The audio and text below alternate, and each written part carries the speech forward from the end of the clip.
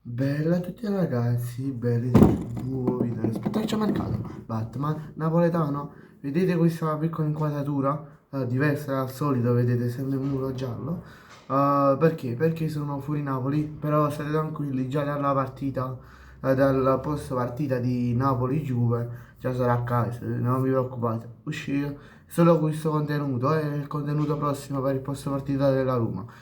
State tranquilli. Vabbè, comunque in questo video andiamo a parlare del match finito, quindi post partita, tra Inter e Como. Intanto vedete la maglietta del Napoli, terza maglia, con Rasmus Orion.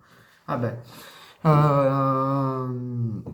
l'Inter batte il Como. Il Como per quanto? Direte voi, se non avete visto la partita, per 4-0. Segna Lautaro Hakan Çalhanoğlu che prende il posto il migliore in campo con un voto di 8, 8 e mezzo, 9. Thuram e aspetta chi ha segnato l'ultimo. Carlos Augusto. Secondo me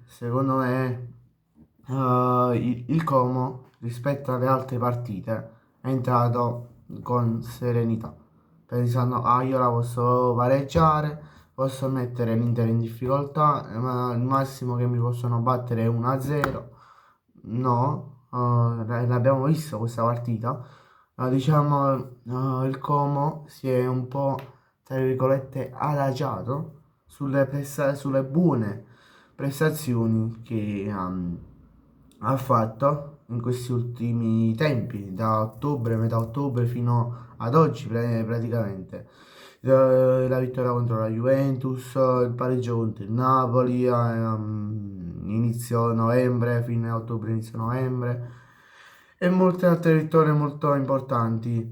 Però dopo questa vittoria, Fabregas, il club di Fabregas, ha capito che cosa? Ha capito che non sempre si può vincere, ma si può pure perdere.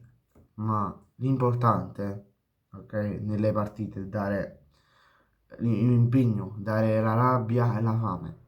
Questo oltre ai risultati. E l'abbiamo visto nello scorso campionato, in queste prime 10-14 partite di campionato fino ad arrivare ad oggi.